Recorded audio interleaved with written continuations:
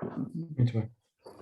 Sim. Então, boa noite a todos. Quero começar por manifestar o meu agradecimento em nome do Grêmio Transtragano a todos os presentes pela vossa disponibilidade para participarem nesta noite de sexta-feira nesta nossa conferência.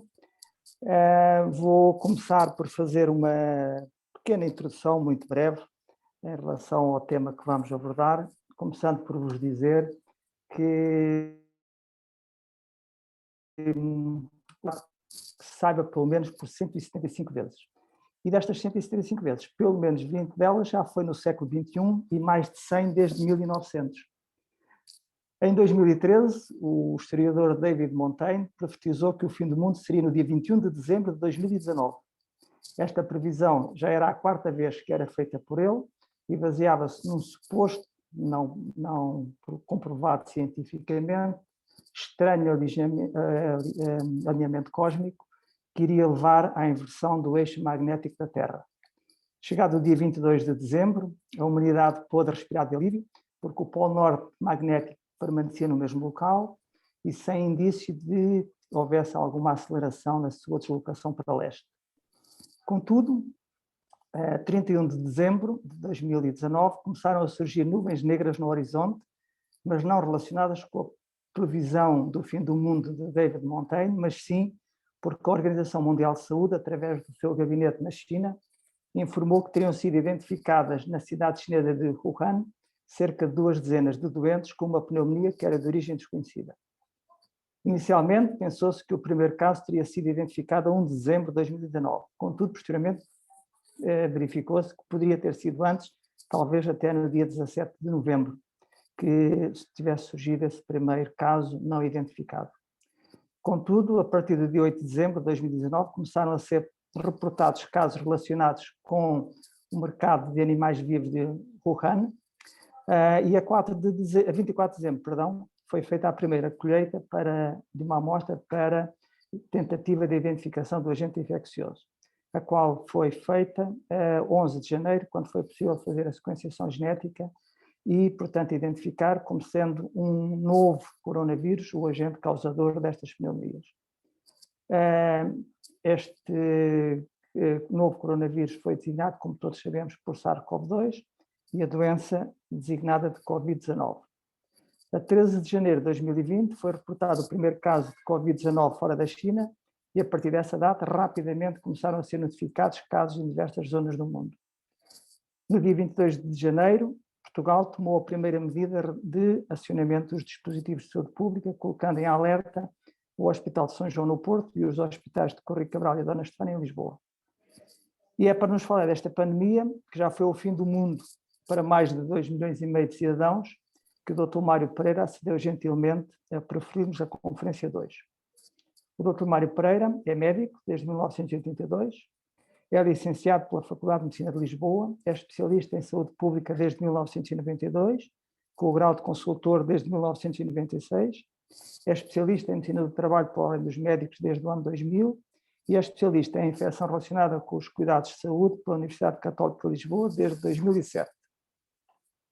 É também mestre em epidemiologia pela Faculdade de Ciências Médicas da Universidade Nova de Lisboa desde 1995 e exerce funções de professor assistente convidado na Faculdade de Medicina de Lisboa, nas áreas de saúde pública, de epidemiologia, de demografia e medicina preventiva desde 1994. Está em funções na Administração Regional de Saúde de Lisboa e Val do Tejo desde 1989, onde tem exercido vários cargos, nomeadamente em Autoridade de Saúde de Conselhia e de coordenação no Departamento de Saúde Pública, no Grupo Regional de Controlo da Infecção, juntas médicas diversas e como coordenador da Unidade de Vigilância de Epidemiologia. Atualmente é o delegado de saúde coordenador do ACES de Lisboa Central e tem participado em diversos projetos de investigação de saúde pública em colaboração com outras instituições científicas e é coautor e autor de diversas publicações científicas e técnicas. É o nosso convidado para hoje, que eu renovo os meus agradecimentos por ter acedido gentilmente a proferir-nos a conferência que vamos assistir com todo o empenho. No entanto, antes de passar a palavra ao Dr. Mário Pereira, que gostaria de dizer que no final quem dos nossos convidados, quem desejar fazer algum comentário ou alguma questão, poderá fazê-lo colocando essa intenção no chat que temos aqui no Zoom, para que, pela ordem que as pessoas se forem inscrever, nós possamos dar a palavra. Muito obrigado, Dr. Mário Pereira. É um prazer ouvi-lo e vamos então assistir à sua conferência. Muito obrigado. Bom, muito boa noite a todos. Muito obrigado portanto, ao Dr. Jorge Cardoso e ao Dr. Carlos Beata pelo amável convite que me fizeram para dizer algumas coisas sobre o Covid-19 e sobre esta pandemia e esta catástrofe que nos atingiu a todos. Eu como sei que haverá pelo menos entre a assistência 2 ou 3 médicos, mas a maior parte das pessoas, como é costume, não têm uma outra diferenciação ou outras qualificações que não no ramo médico. Optei por fazer esta preleção em modo de divulgação científica, isto é, não indo àquilo que é essencial, mas também indo àquilo que também é interessante para que quem me está a ouvir, digamos que perceba a amplitude dos fenómenos biológicos e da importância que têm os micro-organismos na nossa vida coletiva, na nossa vida económica e na nossa vida social. Peço desculpa, não acerto com a luz aqui da iluminação, mas estão-me a ver. Eu vou compartilhar uma tela, tenho aqui meia dúzia de slides, ou coisa assim, que vou passar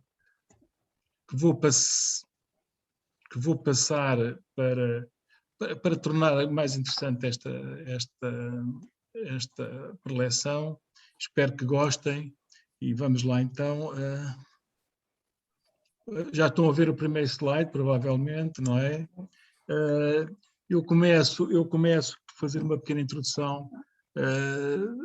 Como vamos falar no Covid-19, que é a doença provocada pelo vírus SARS-CoV-2, eu fiz algum tipo de...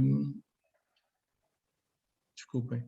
Eu fiz algum tipo de escrita para que primeiro, para que poder enquadrar o que é um vírus e depois também o que é isto das pandemias que moldaram, como podem ver neste slide, que estão a ver os slides, não estão? Sim, sim. Vou maximizar, só um bocadinho, pronto.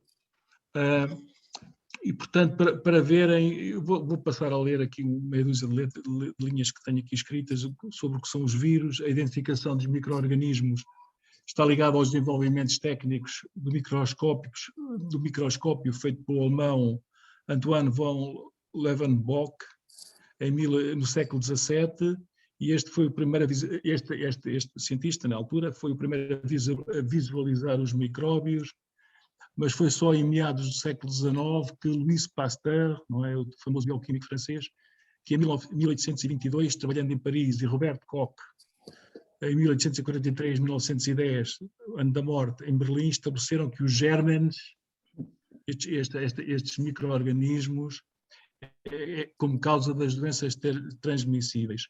Koch descobriu a primeira bactéria, o Bacillus anthracis, em 1876, e de seguida isolou os micróbios responsáveis pela tuberculose, pela cólera, pela difteria, pelo tétano e pela sífilis, que, dado o tempo, não foi tarefa fácil. Em 1876, Adolf Meyer começou a estudar uma nova doença que devastava a indústria alemã do tabaco, e ele chamou-lhe a doença do mosaico do tabaco, devido ao padrão produzido pelo agente infeccioso nas folhas da planta. Contudo, só com a invenção do microscópio eletrónico, em 1939, é que os vírus foram visualizados e a sua estrutura esclarecida, mostrando que era uma classe única de micro-organismos. Vírus não são células, mas partículas, consistem numa capa proteica que envolve o seu material genético, que pode ser ADN ou RNA, ou parafraseando o famoso imunologista inglês Sir Peter Medawar, em 1915 a 1987, o vírus é um pedaço de mais notícias envolvido em proteína. A maioria dos vírus são demasiado pequenos para serem vistos ao microscópio eletrónico, ao microscópio óptico. Em geral são 1000 a 500 vezes mais pequenos que as bactérias, variando em tamanho de 20 a 300 nanómetros de diâmetro.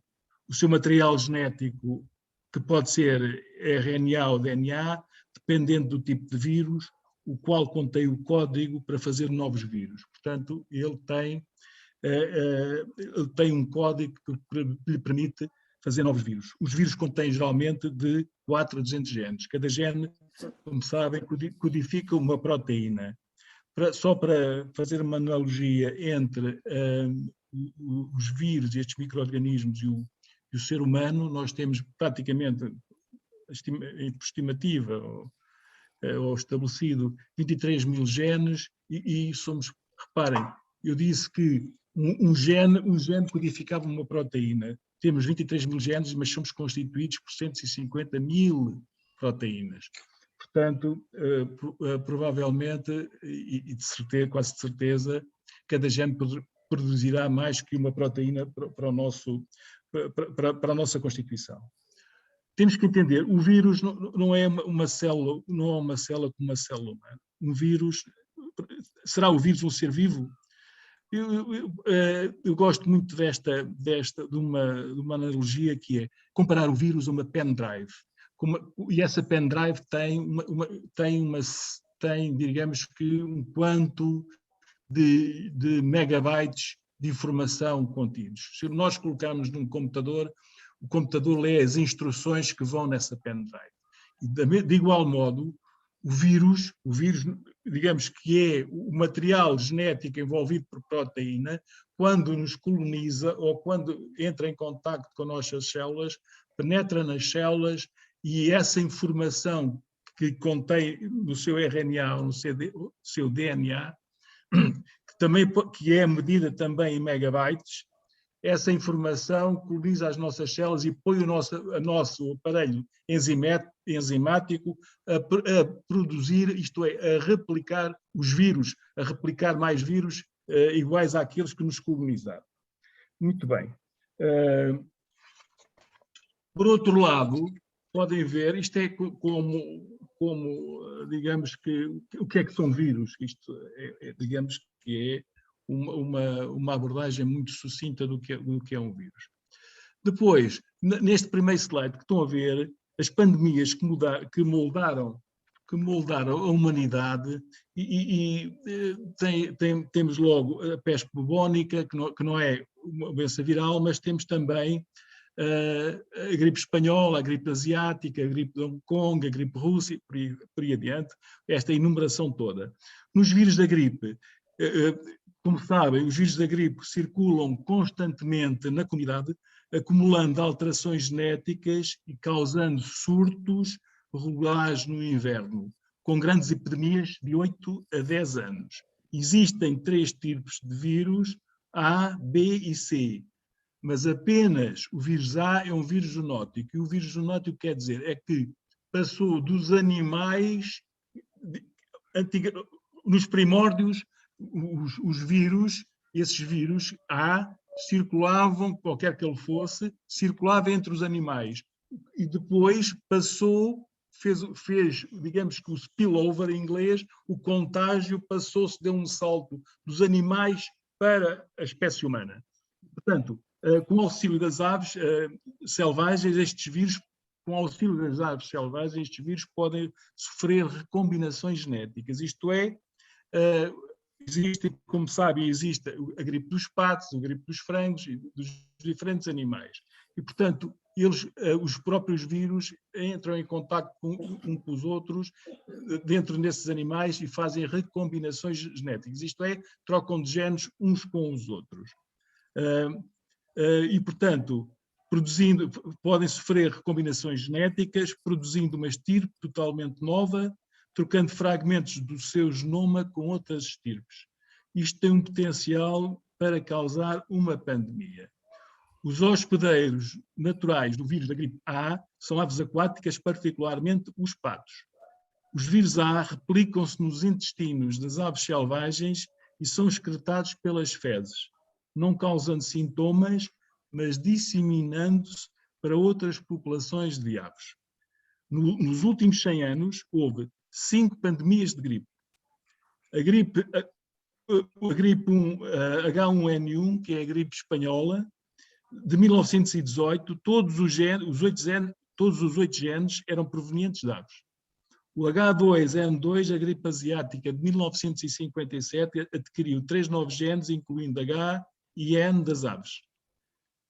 O N quer dizer, N e H são, digamos, proteínas que identificam, que estão à superfície dos vírus e que identificam, digamos que, qual é o vírus.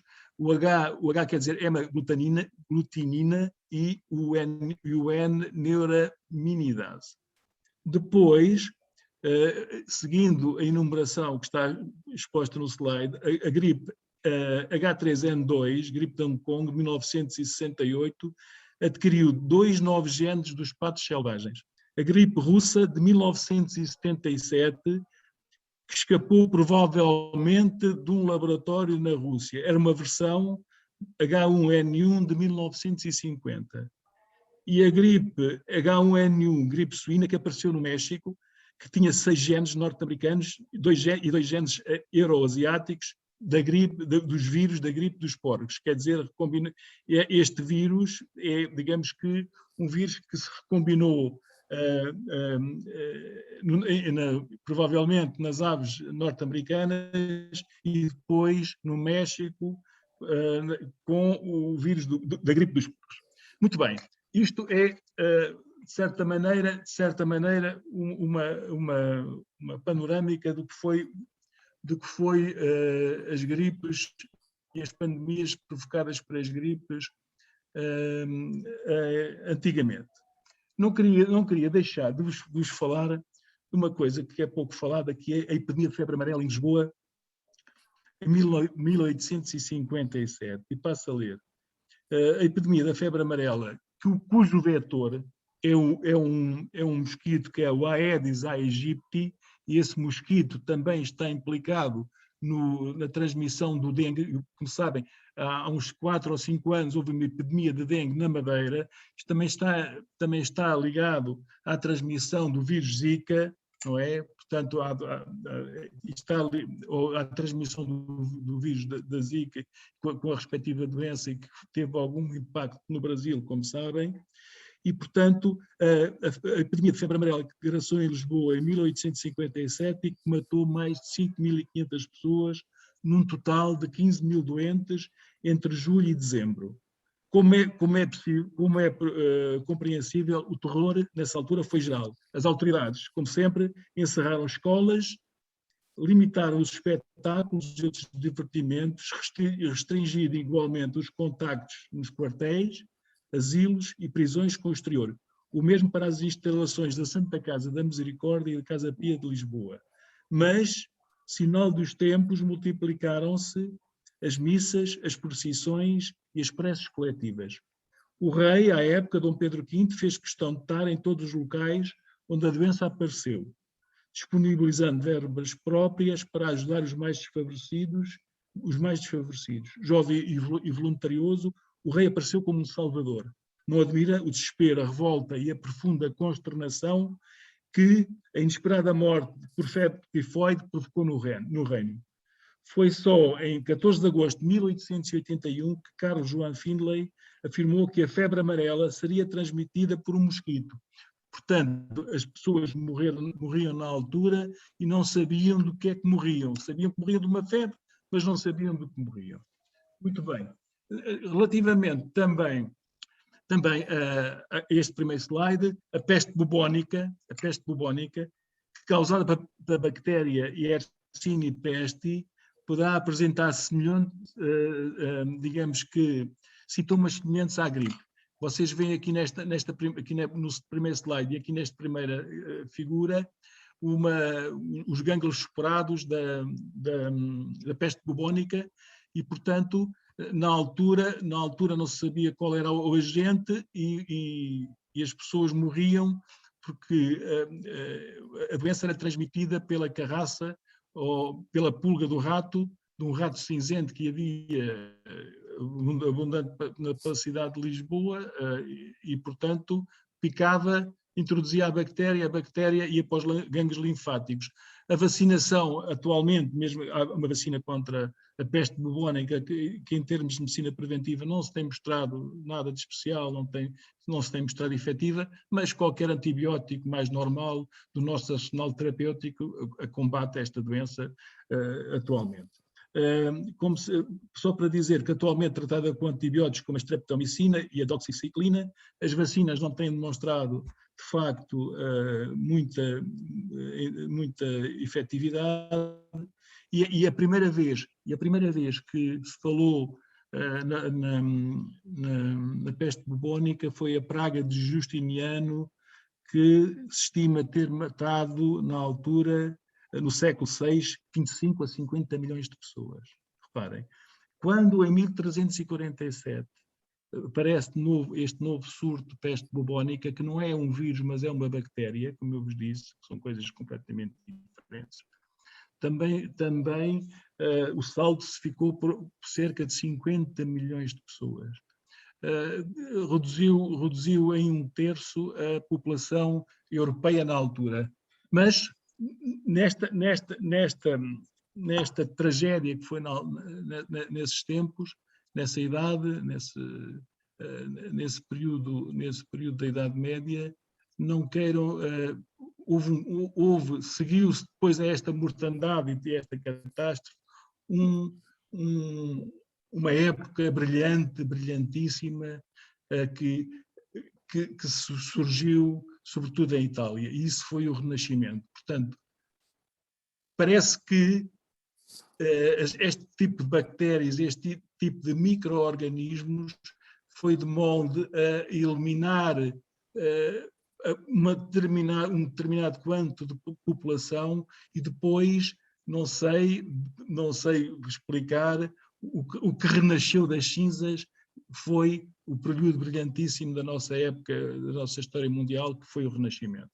Muito bem, a gripe espanhola também infectou 500 milhões de pessoas, houve uma mortandade também muito apreciável da gripe espanhola, que nasceu, esta gripe espanhola, que graçou em toda a Europa. A gripe foi apelidada em Portugal por gripe espanhola porque o rei Afonso III de Espanha também foi atingido pela doença. Mas reparem, tínhamos acabado, em 1918, tínhamos acabado de sair da Primeira Guerra Mundial. E as pessoas, com certeza, haveria também nessa altura gripes, mas esta gripe tinha características diferentes. Era uma pandemia, dizer que o Covid-19, o SARS-CoV-2, mimificou na perfeição o que aconteceu também com a gripe espanhola. Isto é, em dezembro, isto começou mais ou menos em dezembro de 1918, houve uma primeira onda da doença que com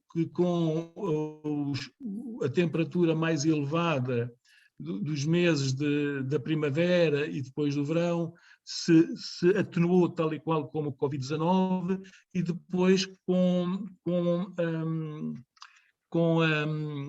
o ressurgimento do inverno, do outono e do inverno, começou no princípio de setembro, tal e qual como o Covid-19 em Portugal começou a subir, atingiu um pico em novembro, dezembro e no final do inverno declinou. Ainda no início da primavera, esta gripe espanhola quis levantar ou quis, digamos que, dar asa a uma ou outra vaga, mas acabou por se extinguir. Foi para trás um rastro também de 50 milhões de mortes. Muito bem. Depois temos também a gripe de Hong Kong, a gripe russa, que já falámos, a gripe suína, e não poderia deixar de falar na malária, que é provocada por um protozoário, por um parasita, que é o plasmódio. Há vários tipos de plasmódios, há também malária dos humanos, a malária é um parasita que não escolhe animal para parasitar ou para fazer mal. O parasita é isto mesmo, aproveita-se do seu hospedeiro e digamos que para prosperar, independentemente de matar ou não matar. Isto não está nas preocupações, como se compreende, deste tipo de parasitas. Reparem que o plasmódio é uma doença que é transmitida também por um vetor, que é um mosquito, que é o Anopheles. Este vetor é a fêmea do mosquito que pica as pessoas, os hospedeiros, para se alimentar e para procriar. O mosquito, independente, o plasmódio está alojado neste mosquito e, portanto, é inoculado no sistema circulatório do hospedeiro. A malária, o plasmódio, é um parasita que tem 7 morfologias e 7 fisiologias diferentes. Daí a grande dificuldade de arranjarmos uma vacina para a malária. Imaginem, nós já tivemos malária em Portugal, reparem, nós já tivemos a malária em Portugal, que o povo chamava sezões, não é? E, portanto, digamos que a malária em Portugal desapareceu nos anos de 1950, 51, 52. A minha explicação será que, devido digamos que isto desapareceu, estamos em pleno estado novo, foi a drenagem dos pântanos e a pulverização com DDT, que era um inseticida muito vulgar na altura. Portanto, essa pulverização desses canaviais e desses possíveis locais de reprodução do mosquito, porque a ideia era erradicar o mosquito para erradicar a doença, e, portanto, há a drenagem dos pântanos, há a sulfatação com DDT, e depois, nesses anos de 1950, 51, houve 2 grandes navões em Portugal seguidos. E o que me parece terá sido, esta é a minha explicação para o desaparecimento do mosquito Anopheles e também da doença malária em Portugal. Só para vos lembrar que a malária em todo o mundo ainda todos os anos tem 150 milhões a 200 milhões de casos, com uma mortalidade associada de 1 a 2 milhões de pessoas ano. Portanto, se por qualquer motivo o Anopheles contaminado com o plasmódio viesse outra vez para a Europa, não seria... Lá tínhamos que combater mais uma pandemia e mais, digamos que uma doença grave. Recordando sempre também que o plasmódio é um micro-organismo ou um protozoário com milhões de anos. Antes, quando nós aparecermos, já ele cá existia há milhões de anos. Tanto que ainda tem no seu aparelho enzimático a possibilidade de fazer a fotossíntese. Tem 2 células, pode fazer a síntese proteica e a fotossíntese. Tem aparelho, ou tem os restos, ou tem, digamos, o armamento enzimático capaz de fazer a fotossíntese. Muito bem.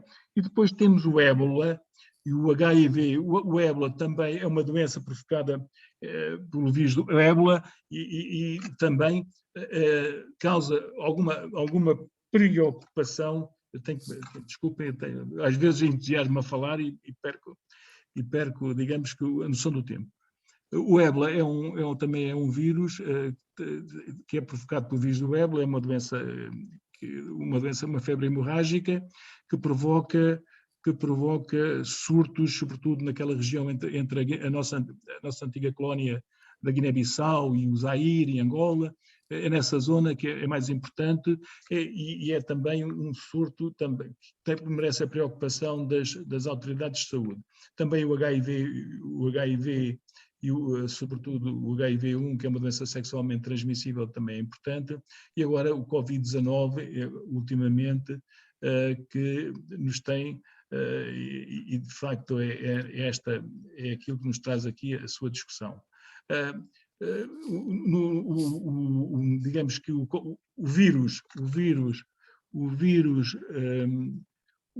a doença é o Covid-19, mas o vírus que provoca a doença é o SARS-CoV-2. Portanto, vírus, agente que provoca a doença SARS-CoV-2 e a doença que a OMS chamou como Covid-19.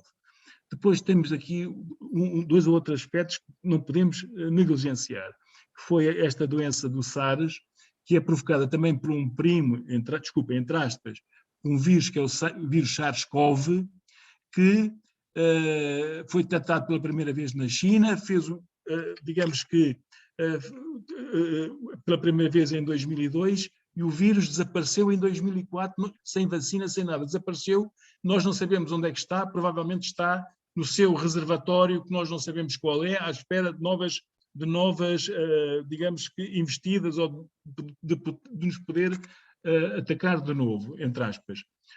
Este também, o vírus MERS, que é o vírus também, o MERS, também é um coronavírus, que apareceu pela primeira vez na Arábia Saudita.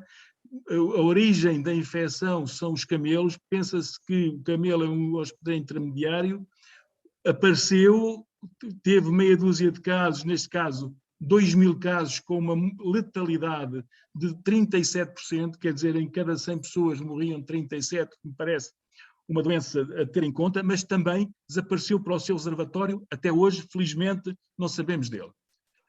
Muito bem, depois nestas pandemias que moldaram a humanidade, reparem a mortandade que foi, as condições que podem ver aqui nesta gravura, as condições não havia hospitais, não tínhamos esta gente não tinha Serviço Nacional de Saúde, viviam na Idade Média, desconheciam qual era o agente, o terror, imagine-se o terror que esta gente vivia e digamos como é que se propagou naquela altura, enfim, os caminhos eram escassos e digamos que lentos, demorosos, não haviam automóveis, comboios e aviões, e a doença propaga-se por quase contacto de região para região. Podem ver aqui neste mapa, primeiro em 1347 atinge esta do sul de França, parte de Espanha, e depois, desculpa, que eu tenho que ligar aqui isto.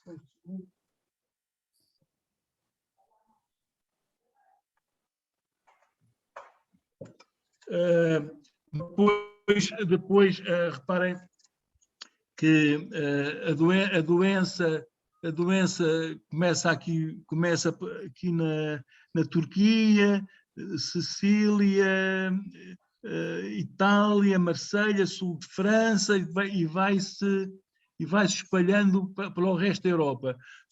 Ao que parece, zonas mais poupadas parece ser esta zona da Polónia, da República Checa, provavelmente aqui também na Alemanha. Muito bem, é só para vos dar esta ideia dos 50 milhões de mortes que estão associados à peste bubónica. Em termos das doenças transmissíveis, a zoonose, como já vos tinha dito, é uma doença inicialmente transmitida dos animais para as pessoas. Este spillover é um termo inglês que é o contágio, que é a passagem de um vírus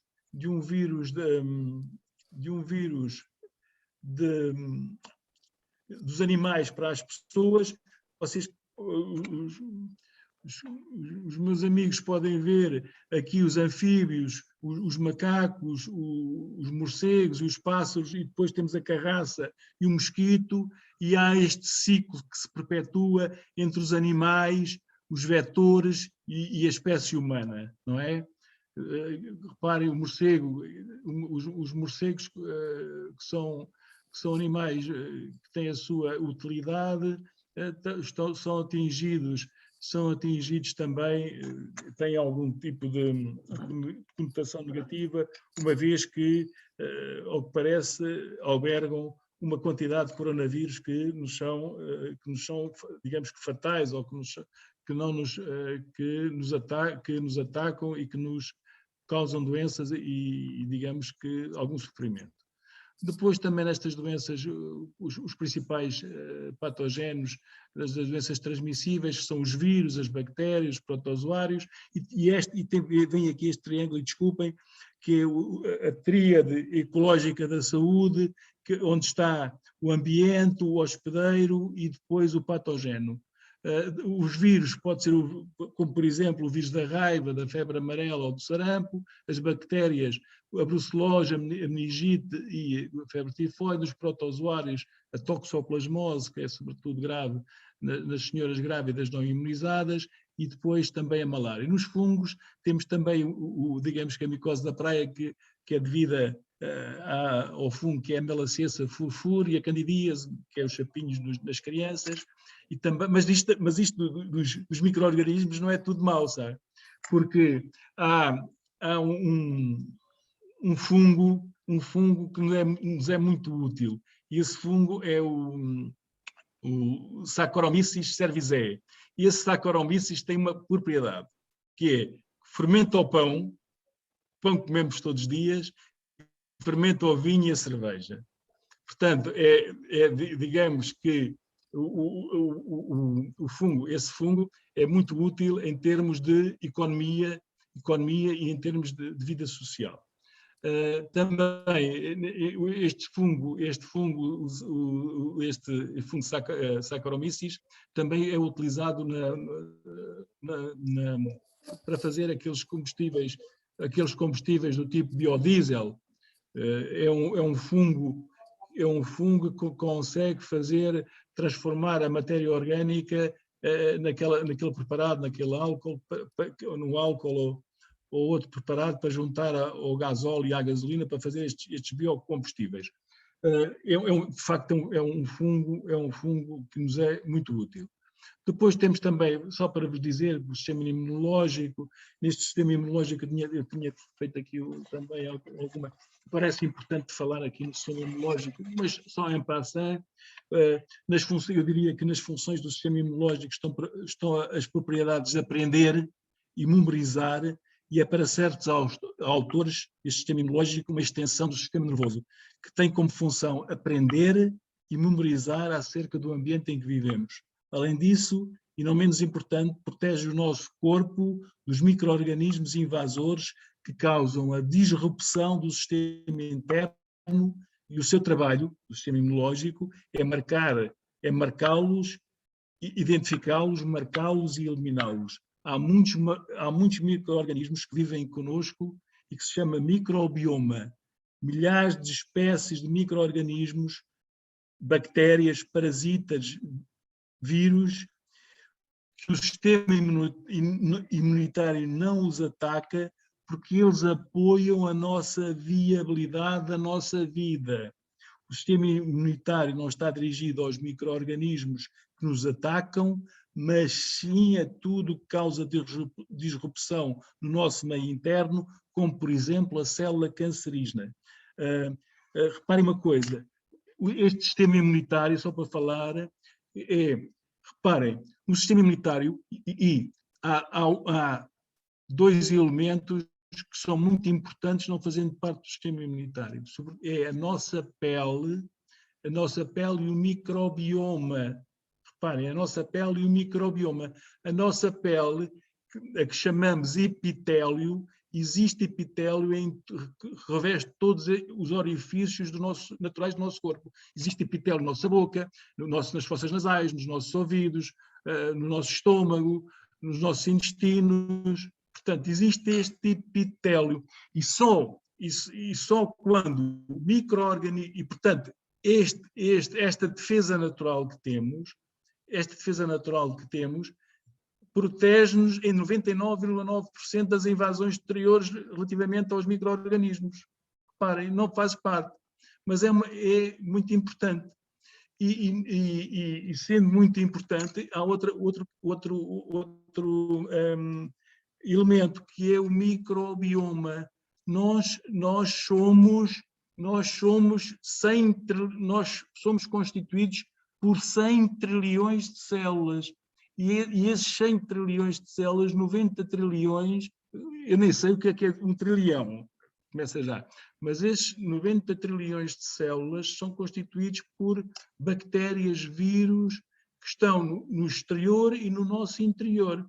E só quando há um micro-organismo patogénico que consegue furar esta barreira é que entram depois estas células, como os macrófagos, os linfócitos, faço-me entender, estes linfócitos B e estes linfócitos T, que são formados na medula óssea. Portanto, a medula óssea faz, ou digamos que elabora estas células.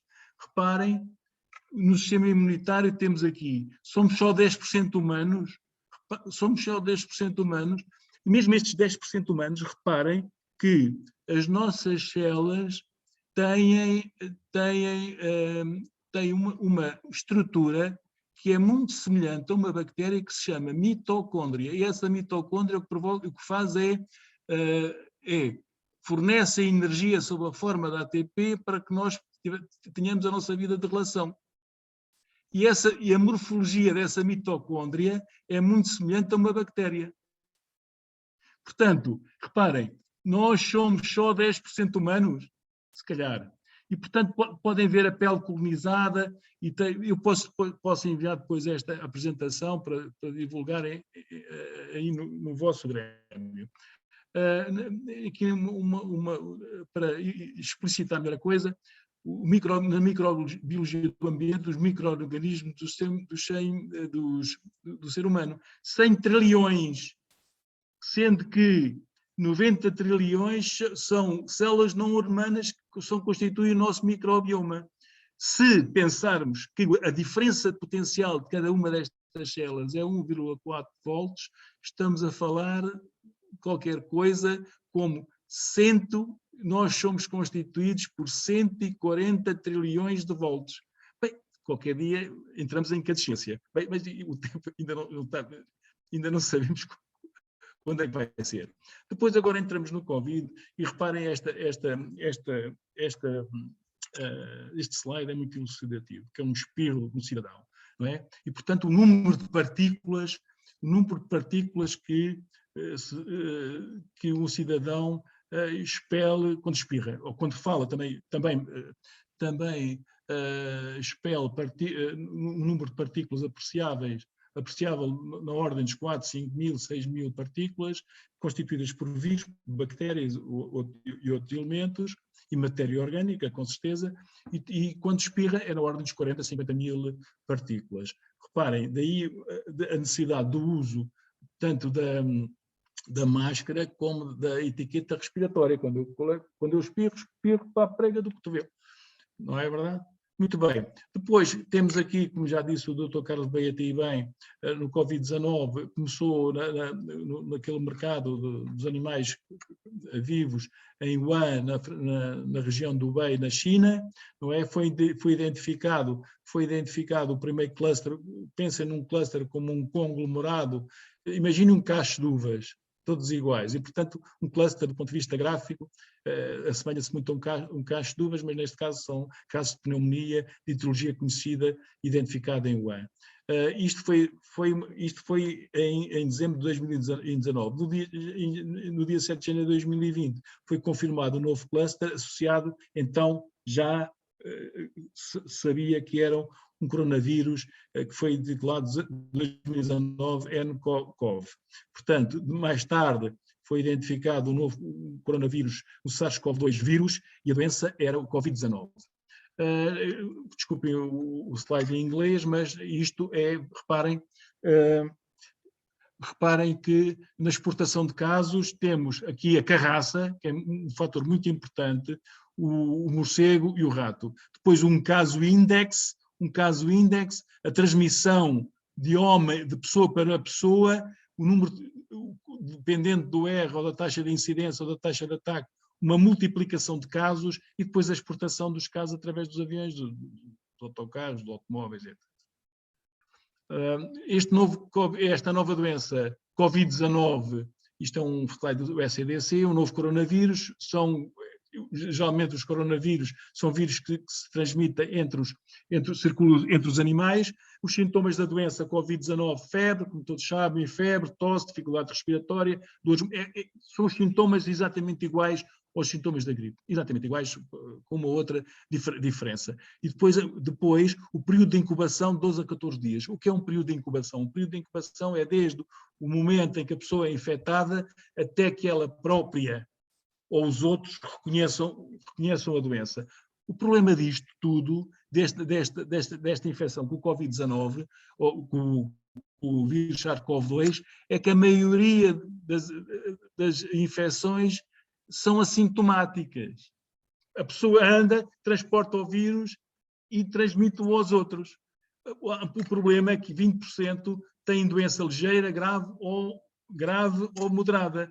E, portanto, temos que proteger essas pessoas através das máscaras, do distanciamento social e da lavagem das mãos. Nas noções básicas do que é o Covid-19, é um vírus o que é causado, como já sabem, pelo vírus SARS-CoV-2, como se dissemina por gotículas. Gotícula, eu quando espirro, é uma gotícula, devido ao seu peso, a gotícula cai a 1 metro ou 1,5 metros. Mas não é um aerossol. Não é um aerossol fica espalhado. Portanto, é uma gotícula que se precipita. O problema é essa gotícula se precipita sobre um tampo de uma mesa, se fica numa maçaneta de uma porta, se fica num corrimão, e, portanto, a pessoa, inadvertidamente, coloca a sua mão, uma pessoa que não está lá, coloca a sua mão sobre esse tampo dessa mesa, depois leva a mão à boca, ao nariz e apanha a doença. E depois também é transmitida pelos vômitos. Vômitos são, por exemplo, objetos inanimados, como pás, lápis, outros objetos pessoais, que ficam lá com matéria orgânica e com o vírus. Portanto, não se devem partilhar nem telemóveis, nem canetas, neste período de pandemia, sob pena da pessoa estar com a doença, digamos que é uma doença inaparente e tem um estado portador, mas não tem a doença,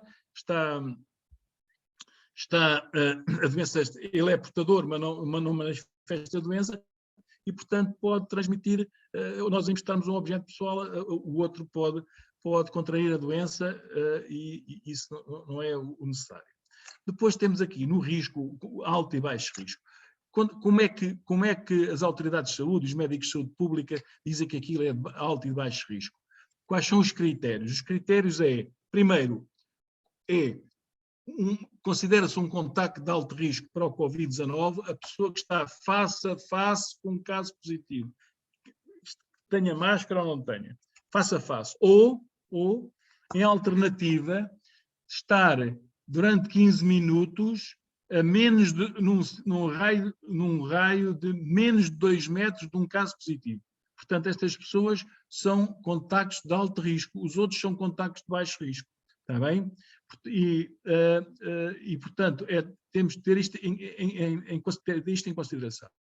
Por outro lado, os idosos que têm um sistema imunitário mais debilitado, ou as pessoas com comorbilidades, e eu chamo de comorbilidades, doentes com diabetes, com excesso de peso ou obesidade, com insuficiência renal crónica, ou algum tumor, ou que faça uma medicação supressora da imunidade, e, portanto, estes doentes também têm que ser, digamos que, protegidos. E depois também a disseminação por assintomático, como eu já disse, as pessoas as pessoas são portadores do vírus, mas não manifestam doença. Isso é que é a principal, digamos que, problema desta coisa. Depois temos no tratamento o suporte, sobretudo as medidas que são mais efetivas na contenção desta pandemia são o uso da máscara, a lavagem das mãos, o confinamento, isto é, o distanciamento social, porque o distanciamento social 2 metros, porque a doença é transmitida por gotículas e quando eu espirro, as gotículas caem a 1 ou 1,5 metros. Portanto, se eu estiver a 2 metros, nunca a doença me atingirá, nunca essa gotícula me atingirá. Está bem? E depois a vacinação, felizmente temos agora as vacinas, mas neste caso da vacinação, não sabemos se a vacina protege da doença, das sequelas, ou impede igualmente a transmissão para outros. Ainda não sabemos isso. Mas que, com a introdução da vacina, aqui no Hospital de Santa Maria e aqui no Hospital de Correia Cabral e de São José, havia um surto todas as semanas e isso desapareceu. E isso são boas notícias. Tudo o que é vacinas são boas notícias. Depois eu passo à frente, ao hospedeiro, que nós vimos. Aqui muito importante este triângulo da ação, que é evitar as festas agora no período da Páscoa, as festas, atitudes do tipo entrar para aquelas centros comerciais e correrias do tipo para entrar nas lojas do tipo Black Friday, porque vão acabar inevitavelmente uma série de pessoas nas unidades de cuidados intensivos com o Covid-19. Depois também a taxa aqui no Covid-19, há aqui um indicador que é muito querido do SRC, que é um indicador que junta a taxa de notificação a 14 dias, a taxa de testagem e de positividade. Quando nós fazemos uma taxa, um fator preocupante, quando eu faço, por cada 100 testes que eu faço, eu ter 4 positivos. Até 4 positivos quer dizer que temos mais ou menos a doença controlada. Acima dos 4% de positividade nos testes do Covid-19, digamos que as coisas não estarão a correr bem e não vão correr bem de certeza. Depois também, qual é o papel da saúde pública? Qual é o papel da saúde pública nesta pandemia? É sobretudo a recolha de informação através do SINAV-MED. Portanto, o médico que faz o diagnóstico de uma doença Covid-19 e insere numa plataforma eletrónica que é o SINAV-MED. Depois, os laboratórios que fazem o diagnóstico laboratorial introduzem na plataforma SINAV Laboratórios, ou SINAV Lab. E depois esta plataforma também eletrónica, que é o Trace Covid, que todos os doentes com Covid, todos os casos, todos os contactos de alto risco e de baixo risco estão nesta plataforma do Trace Covid para serem geridos pelos médicos de medicina geral e familiar. Uma coisa muito importante que é o inquérito epidemiológico, que é feito através da plataforma SINAV-MED. O inquérito epidemiológico identifica a pessoa, onde mora, se viajou, se esteve numa festa, tenta, digamos, que é uma espécie de uma ação detetivesca relativamente aos locais e às atitudes de risco que essa pessoa com Covid-19 tomou ou teve no passado. E depois o rastreio dos contactos. Porque é que é muito importante? Eu tenho um caso.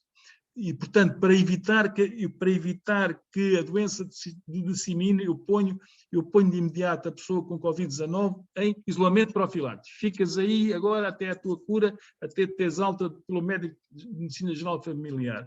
E o rastreio dos contactos.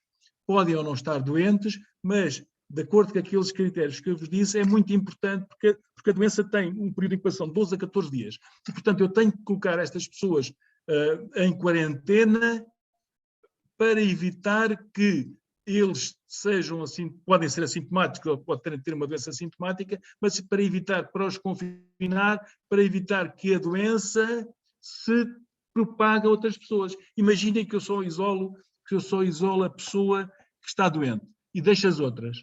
Portanto, nesses contactos, imagina que os contactos ele teve numa festa ou num casamento e tinha 30 contactos. E dessas pessoas desses 30 contactos, 4 ou 5 desenvolvem a doença. Indo para a comunidade e não estando confinados, seria o caos, compreendem? E depois a monitorização da doença nas escolas, nos lares, ERPIs, estabelecimentos residenciais para idosos, nos hospitais e nas empresas, que foi de facto aqui em Lisboa, os hospitais, as empresas, as escolas, foi uma dor de cabeça inexplicável, não é? E sobretudo, no meu acesso tenho 60 lares, 60, desde pequenos a grandes, e monitorizar diariamente, isto não foi tarefa fácil. Tivemos vários surtos, infelizmente tivemos algumas mortes, foi de facto muito, muito doloroso. Depois, eu vou passar, já vou, desculpem, eu atrasei-me nesta minha preleção, mas de qualquer maneira, como podem ver, o que é importante, eu falei-vos na gripe espanhola e a gripe Covid-19, como é um vírus respiratório, mimificou muito, digamos que, a cronologia da gripe espanhola. Vem aqui no mês de março, abril, uma certa, a nível nacional, uma certa onda muito discreta, que depois, nos meses de verão, se esbateu, até que, no princípio de setembro, outubro, subiu. Tínhamos praticamente controlado aqui, em dezembro, nas vésperas de Natal, uma semana ou duas, tínhamos isto praticamente controlado, até que houve as reuniões de Natal, a correria entre concelhos, que fez esta onda gigantesca. E, de facto, esta onda gigantesca foi, de facto, poderia-se ter evitado com umas medidas mais restritivas. Foi dramático em termos de assistência hospitalar. Os hospitais, lembram-se com certeza do espetáculo que foi 40 ou 50 ambulâncias à porta do Hospital de Santa Maria e dos outros hospitais em Lisboa. Foi, de facto, uma coisa que não deveria ter acontecido. Depois, para vos dizer o que é isto do R0, que é o RT, que é muito famoso, que é um R3, é um número médio de infecções secundárias causadas por uma pessoa infectada numa população inteiramente suscetível. Um R0 de 3 ou RT de 3 quer dizer que uma pessoa infectada dá origem a 3 casos de Covid-19 em 3 pessoas suscetíveis, está bem? Depois, o que é que nós queremos evitar? Esta disseminação exponencial. Um RT ou R0 R0 e RT são iguais, mas são contextos epidemiológicos diferentes. Mas aqui nesta população significam exatamente o mesmo. Nesta disseminação exponencial temos um caso que é, por exemplo, um que está infectado dá origem a 3 casos, pronto, R3, e depois, por sua vez, cada destas pessoas infectadas dá origem a mais 3. Isto pode ser, num mês, dá origem a milhares de casos, como podem compreender.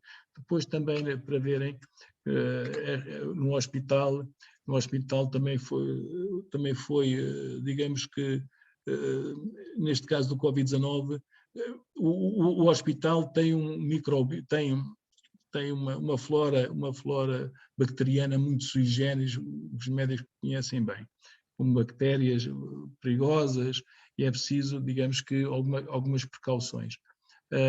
Não é o locus infectus dos hospitais romanos, mas conhecemos que existem riscos do ponto de vista bacteriológico. Na higiene das mãos, que é que lavamos as mãos, e dizemos que é muito importante a lavagem das mãos. Reparem, uma zaragatoa tal e qual, aqui nesta senhora, uma zaragatoa nas mãos, tal e qual como que serve também para para fazer o diagnóstico nas fossas nasais ou na orofaringe das pessoas, e depois vem uma placa de Petri com as mãos sujas, a zaragotoa é cultivada com as mãos sujas, é cultivada nesta placa de Petri, e mesmo as mãos lavadas, vejam que digamos que não é totalmente ascético, não fica, as bactérias ainda ficam algum quanto de bactérias após a lavagem das mãos. Daí a necessidade de dizer que a lavagem das mãos deve ser de 1 minuto, deve ter todas digamos que todas aquelas preocupações de lavar entre os dedos, por baixo das unhas, e portanto isso é tudo importante. Na higiene das mãos, não chegaremos a este ponto, só para vos dizer, e para terminar, que isto é o Covid-19 e os equipamentos individuais de proteção que me parecem importantes. Um aspecto muito importante, isto é uma máscara cirúrgica, isto é uma máscara P2, digo de fato. A máscara cirúrgica é muito importante, é muito eficiente na expiração. Isto é, protege os outros se eu for portador, mas não é muito eficiente na inspiração. Depois, a máscara P2 é igualmente eficiente na inspiração e na expiração. É uma máscara muito mais eficiente.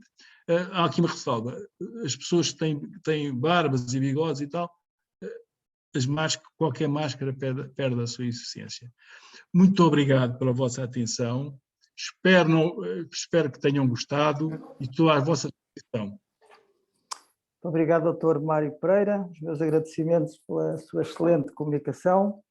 Temos, penso que, alguns minutos para colocação de algumas questões ou de alguns comentários por parte dos nossos convidados. Estejam à vontade para se inscrever, se assim o desejarem fazer.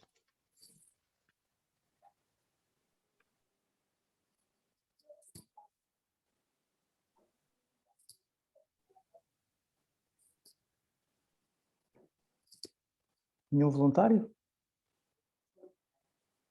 Zé João? Eu já tinha levantado a mão, mas... Não, mas tem que eu pedi para se eu estava a olhar. inscreverem. Não, então, Pinheiro, com certeza, faça favor. Então, são breves notas, duas mais de índole histórica e duas mais na área da saúde, e estas, enfim, mais questionam mais no... digo eu, são mais perguntas, estas duas últimas. Então, o Dr. Mário Pereira referiu, a quem agradeço a brilhante exposição, referiu a questão do renascimento e se a causa seria a peste negra ou um dos fatores desencadeantes. Ele questionou, não é? Não afirmou. Pois eu também não sei, não é? Agora, não há dúvida que deve ter sido um tremendo choque, não é? Imaginemos o que seria hoje morrerem 3 milhões de portugueses, não é? Quer dizer, seria algo extremamente chocante, não é? E com certeza que terá tido consequências a nível social, não é? Económico, social, e inclusivamente até determinando o fim do feudalismo, não é? Enfim, da época medieval. Em relação à gripe espanhola, eu creio que há um fator que é interessante, é que como a Espanha não entrou na Grande Guerra, não existia um sistema de censura tão apertado como nos outros países, não é? E portanto onde havia mais notícias sobre aquela epidemia era exatamente em Espanha, e talvez daí tenha ficado a designação gripe espanhola, que segundo parece, creio, até terá vindo dos Estados Unidos, pelos militares americanos que vieram para a Europa.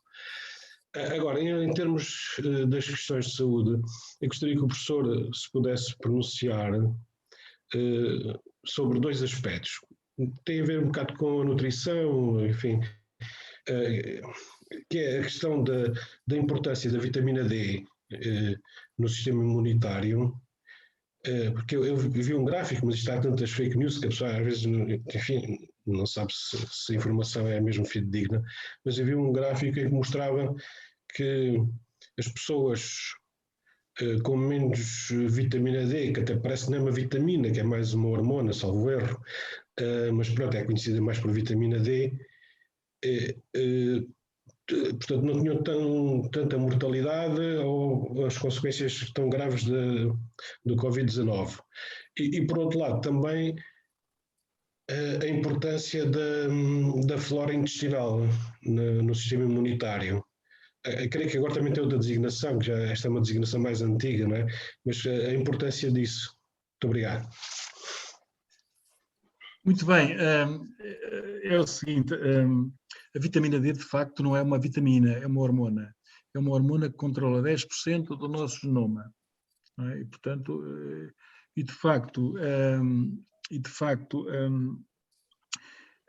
ao que parece, não sendo eu um expert em nutrição, ao que parece, a vitamina D, digamos que estudos de acerca de antes da pandemia demonstraram que na população mundial, mas também entre os portugueses, existe um déficit de vitamina D. Existe um déficit de vitamina D. E a literatura mais recente tem demonstrado que pessoas com déficit de vitamina D têm ao que parece, têm mais dificuldades em lidar com, digamos que, com estas doenças tipo viral, como o Covid-19. De facto, tudo aponta que a vitamina D é um fator protetor relativamente a estas doenças virais e particularmente ao Covid-19. Quanto à flora intestinal, sabe? Que a flora intestinal nós temos estudado muito pouco o microbioma intestinal, porque no microbioma intestinal, quando nós passamos, no ato de nascimento, passamos pelo canal vaginal das nossas mães, não é? E, portanto, ficamos logo colonizados por essas bactérias. E, a partir dessas bactérias, forma-se um microbioma especial que herdamos dos nossos pais, não é? Temos o nosso sistema imunitário e herdamos essas bactérias, sobretudo das nossas mães. E como sabem, a nossa alimentação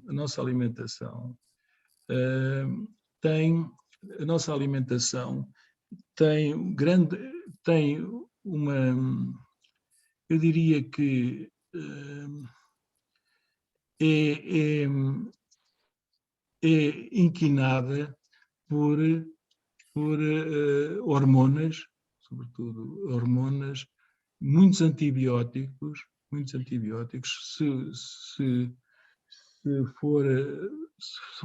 nós formos pesquisar as bactérias, por exemplo, na carne de porco que se vende aí no Leclerc, em Porto Alegre, teríamos algumas bactérias hospitalares lá colocadas, sabe?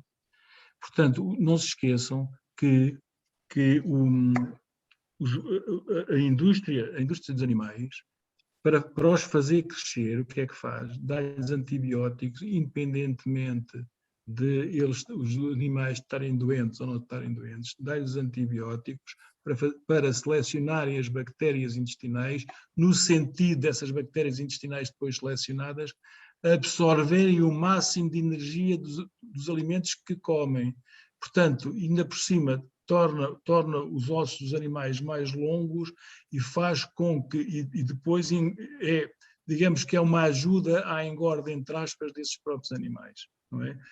Só que depois essas bactérias também passam para o nosso sistema, para o nosso microbioma. Não se esqueçam também que durante a nossa vida nós, devido a algum tipo de intercorrência, uma doença, uma pneumonia, uma gastroenterite, tomamos antibióticos. E também, ao tomar um certo tipo de medicação, também selecionamos as nossas bactérias intestinais. Deixamos de ter aquilo que as bactérias intestinais originais, ou que deveriam colonizar o nosso sistema intestinal, o nosso sistema gastrointestinal.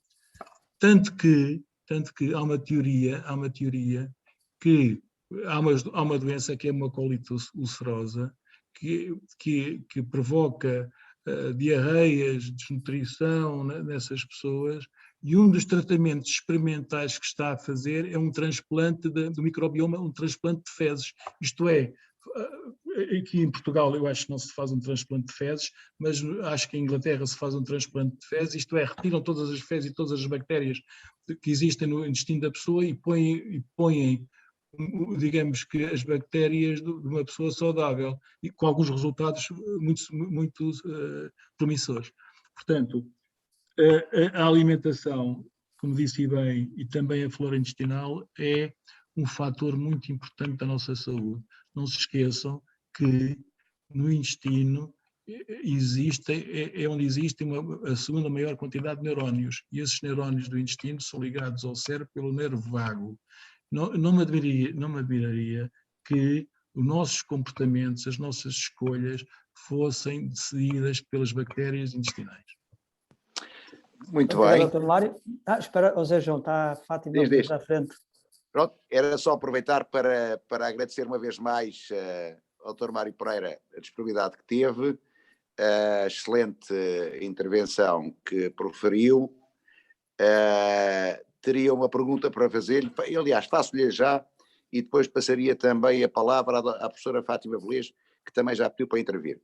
A minha pergunta era no sentido, ao colega Mário Pereira, quando falámos nas vacinas, falámos na possibilidade de elas serem, enfim, e sabemos nós, elas serem fabricadas através do DNA e do RNA, e ainda que eu saiba que nós não podemos fazer previsões a longo prazo, o Dr. Mário Pereira entende que este Covid-19, este SARS-CoV, irá nos próximos anos ter um comportamento igual ao da gripe, no sentido de que vai ser necessário ou não, na sua perspectiva, sermos todos vacinados anualmente para criar alguma proteção.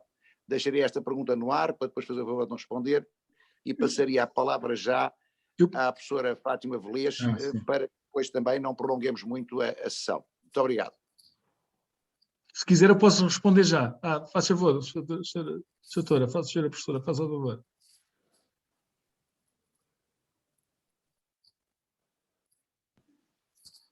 Senhora professora, fala.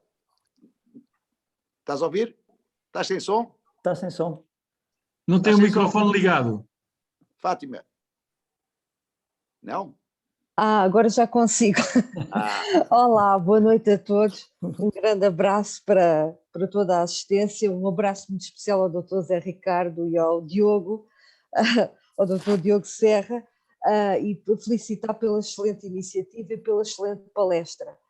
Eu não posso deixar de referir que aprendi muito hoje, não é? Apesar de estarmos sempre a ter informações através da comunicação social, e quando estava a ouvir a palestra do doutor, não podia deixar, não lembrei-me de um caso que, enfim, menos mediático, mas que tem levantado alguma celeuma, tem a ver com a questão do dengue.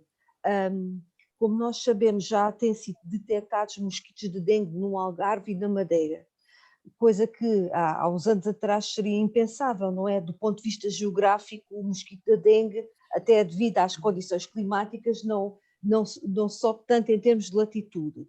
E a pergunta que eu gostaria de fazer é, até que ponto, de certa forma, esta geografia das epidemias e da morbilidade, digamos assim, poderá estar relacionado com as alterações climáticas? Esta questão da alteração climática também é muito complexa, não é? Não é algo que seja... Enfim, o clima é algo que está sempre a mudar, não à nossa escala de vida humana, como é óbvio, mas ainda aqui estava aqui a tentar a perceber, e em 2020 apareceram notícias de casos de mosquitos de dengue que tinham sido detectados no Algarve. Muito obrigada. Sim, senhora, muito bem. O mosquito do dengue é o Aedes aegypti e o outro, o seu primo, que é um mosquito tigrado muito particularmente agressivo, que é o Aedes albopictus.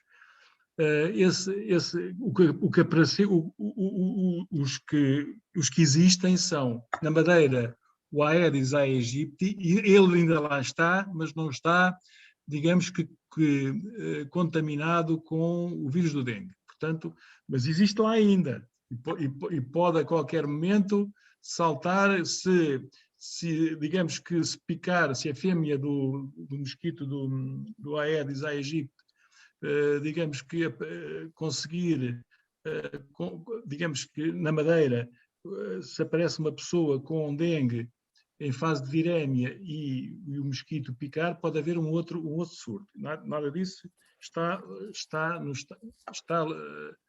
afastado. Por outro lado, o que apareceu no Algarve foi o albopictus, que é transmite exatamente o dengue, exatamente, e a febre do chikungunya.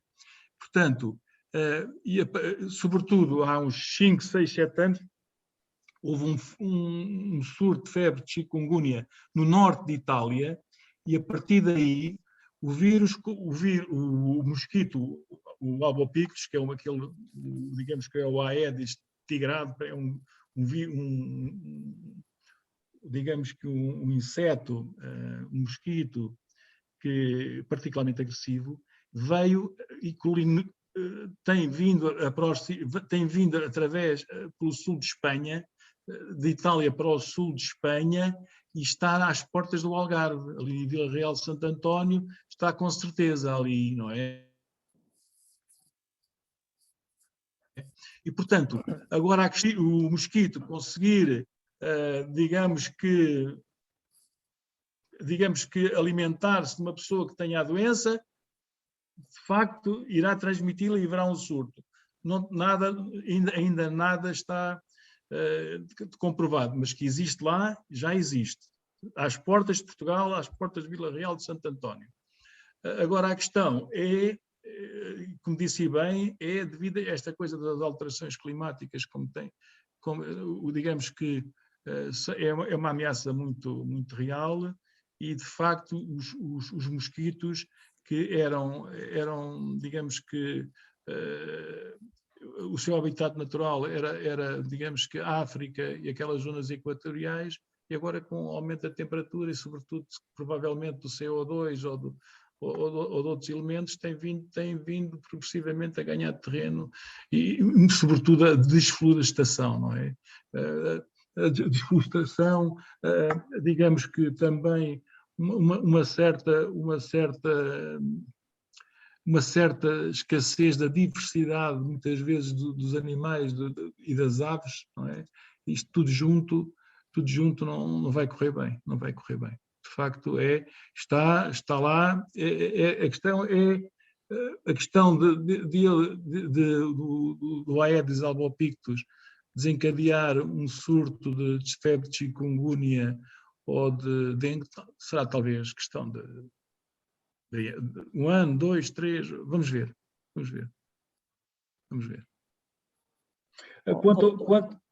Era isso, eu ia lembrar. Sim, doutor Mário, era isso. Quanto ao problema das vacinas, da gripe, como sabem, agora temos temos a questão do vírus da gripe, do SARS-CoV-2. Reparem, o SARS-CoV-2 é um vírus respiratório, é um vírus exatamente como o vírus da gripe. Se nós temos conseguido vacinar toda a gente, se vacinássemos toda a gente, provavelmente o vírus desapareceria como os primos, como aqueles, o MERS-CoV e o SARS-CoV, e aquele SARS-CoV provoca outro tipo de pneumonia, ele desapareceria, estou convencido.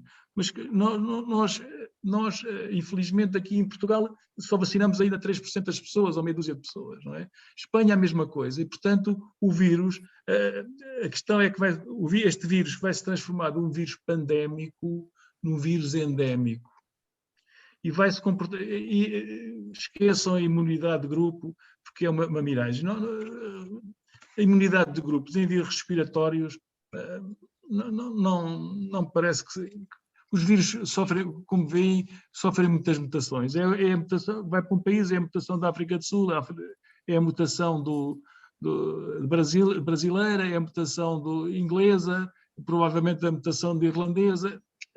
Portanto, esqueçam, imunidade do grupo não será atingida. O que eu penso é que o vírus se vai transformar em endémico e vamos ter que ser vacinados. Portanto, quando nos vacinarmos contra a gripe normal, aquela gripe sazonal que vem todos os anos, haverá um componente que também interessa, digamos que também será introduzido também uma parte da informação relativamente ao SARS-CoV-2, é o que eu penso, não é? Que vamos ser, nestes próximos anos, vamos ser todos, no vírus na vacinação contra a gripe, também virá também o SARS-CoV-2 como uma gripe, já neste caso já não pandémica, mas endémica. Muito obrigado, Dr. Mário. Mais alguma questão? Creio que o Nelson Smith queria intervir, Carlos. O problema é que eu não tenho a visão de todos os participantes, por isso não sei. Nelson, estás por aí? Eu creio que sim, Nelson... só um segundo. Como não levantam a mão, torna-se mais difícil identificar onde é que... Ok. Obrigado, Nelson. Ok. Boa noite, doutor. Mais uma vez, muito obrigado pela sua excelente explicação. Entretanto, a doutora Fátima colocou uma questão e na sequência dessa questão, tem a ver com o facto da desflorestação e do contacto cada vez mais próximo entre a espécie humana e algumas espécies que não estavam próximas a nós. E que poderão ser também depósitos de algum tipo de vírus ou de bactérias, digamos assim, que possam vir a intervir e possam dar a surgir novas doenças a partir daí. A minha questão é que lhe queria colocar é que existe hoje em dia quem diga que este tipo de pandemias vão ser cada vez, provavelmente cada vez mais frequentes. É verdade, não é verdade? É um mito? Pronto, seria mais ou menos para essa questão. Obrigado. Não é um mito, vão ser cada vez mais frequentes. Pandemia. Há quem diga mesmo que nós não sabemos, quer dizer, vão ser mais frequentes, digamos que estes spillovers, estes contágios e esta translação e esta transferência dos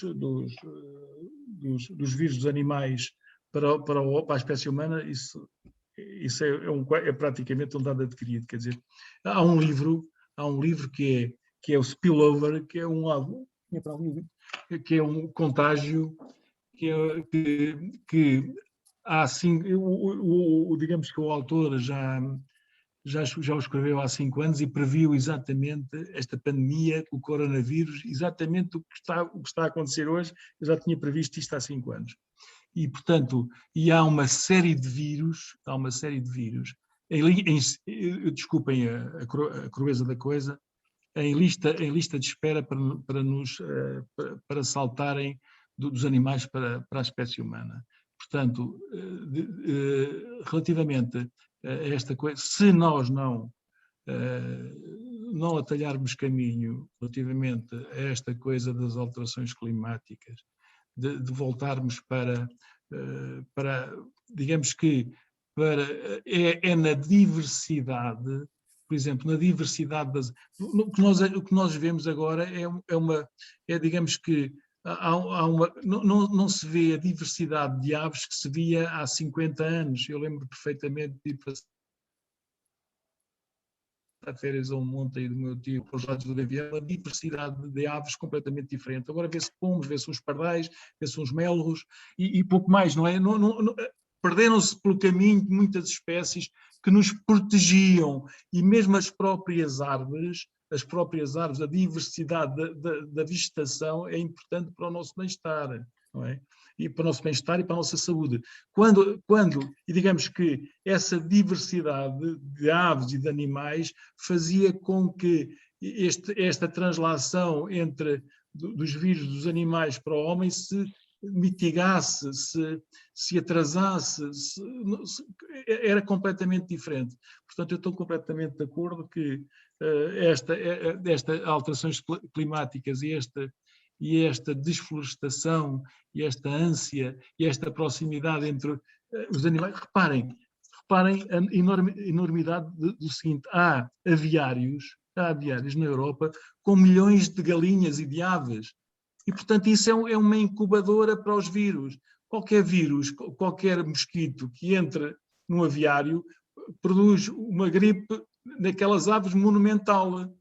E nós não sabemos que tipo de vírus é que é. Se esse vírus que atinge esses galinheiros ou essas explorações agrícolas, mais cedo ou mais tarde, esses vírus, digamos que nos são prejudiciais, fazem o spillover ou fazem um contágio e saltam as espécies, não é? E, portanto, atingem-nos e atingem-nos mortalmente, quando menos esperamos. E estou completamente convencido disso. Sim. Muito obrigado. Tem a palavra o professor Ventura.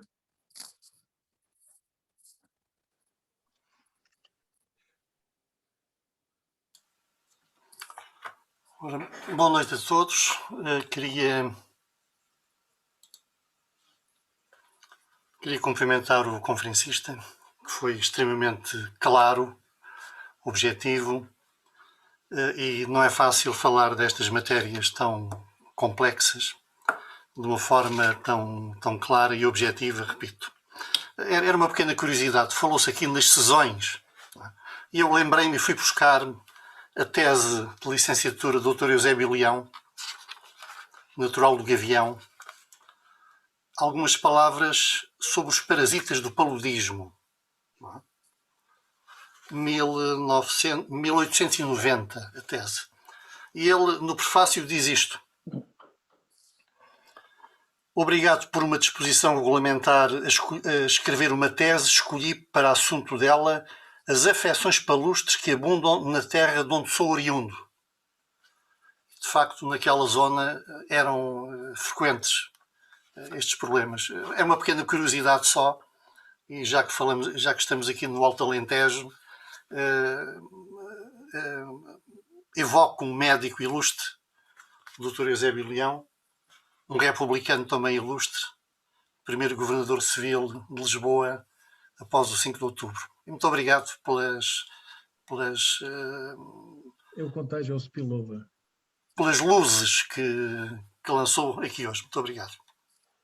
Obrigado, professor Ventura. Sei que há 2 participantes que pretendem colocar questões, mas terá que ser o Jorge a saber quem são, que eu não consigo ver. Carlos, um deles é o Faísca.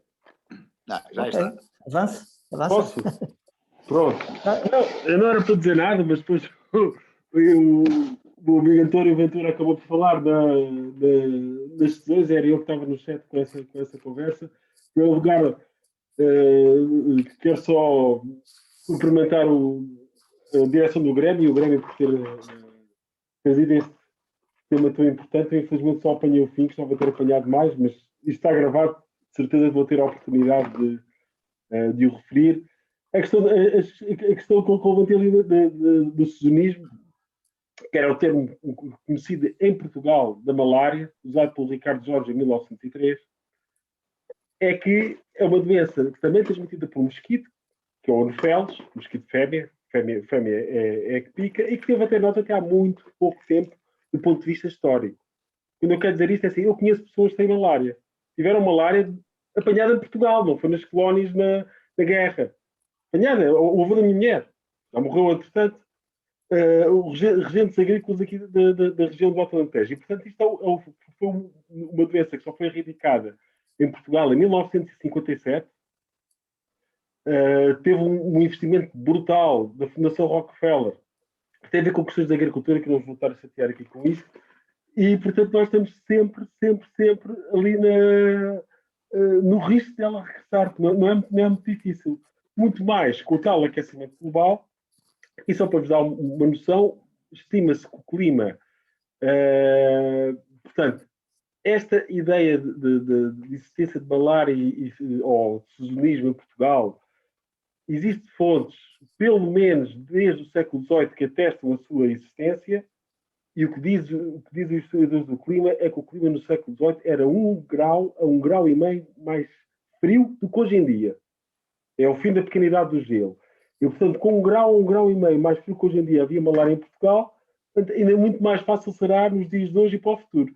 Portanto, é uma questão, eu creio, embora não seja médico, não esteja ligado à saúde, aqui é um bocado tremendo de bancada, mas provavelmente também é uma questão de tempo, até voltarmos a ter esta enfermidade entre nós e, sobretudo, nos sítios em que junta água e calor. Tendo em conta o plano de obras de hidráulica agrícola do Alentejo, deu 240 mil hectares de regadio em Portugal desde o final dos anos 30, quando foi implementado, estamos mesmo a habilitar-nos a isto. Pronto, era só. Muito obrigado, Carlos.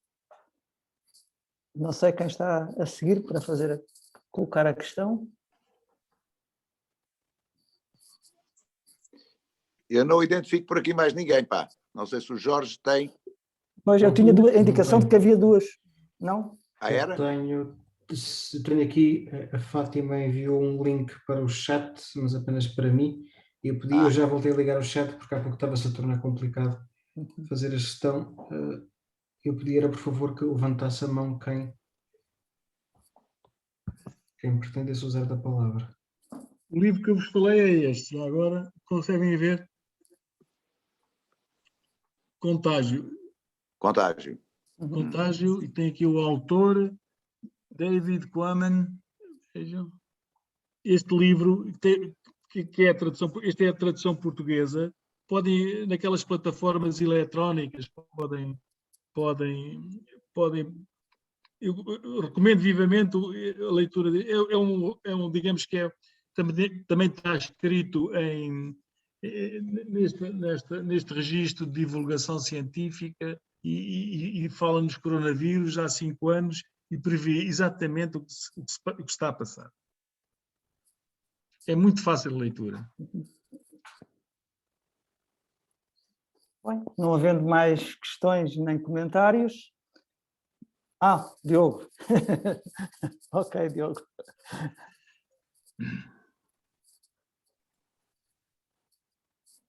Só um segundo, o Diogo não levantou a mão, deixa-me ver se eu encontro. É o Diogo. Ok, já está.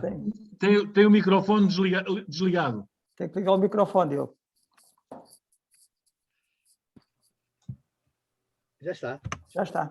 Muito boa noite, não é para fazer nenhuma pergunta, é tão só para agradecer ao Dr. Mário Pereira a excelente comunicação, para agradecer e saudar todos os nossos convidados, quem aceitou estar hoje aqui conosco, desejar-lhes que possam voltar e anunciar-vos que neste caminhar, já na próxima nossa iniciativa, vamos tentar aprender alguma coisa com o que nos sucedeu com a pandemia e tentar discutir, não neste tipo de conferência, numa tertúlia, digamos, o que é que nós também podemos trazer de bom ou aprender com o que nos sucedeu e deixar mais uma vez o agradecimento a todos e apresentar cumprimentos. Muito obrigado, Diogo. Resta-me então agradecer ao Dr. Mário Pereira a amabilidade que teve em nos presentear com esta excelente conferência, que foi excepcionalmente útil em termos de aprendizagem. Agradecer a todos os presentes pela vossa participação, renovar o convite formulado pelo Diogo para que estejam presentes no próximo mês, na nossa próxima conferência, e concluiria apenas dizendo que peço desculpa ao Dr. Mário por ir citá-lo, mas cuidem-se, sigam as medidas de proteção, porque o vírus vai estar aí para continuar, não sabemos quando irá aliviar, e garantidamente, concordo inteiramente com o Dr. Mário, passará a ser endémico e, portanto, teremos que aprender a conviver com ele. Só no ano passado na China foram identificados mais 600 e tal na lista de espera para começarem a aparecer. Portanto, o melhor é nós aprendermos a conviver com o vírus e cuidarmos. Uma boa noite a todos. Os meus agradecimentos renovados pela vossa participação. Muito obrigado. Boa noite. Muito boa noite, muito obrigado. Obrigado.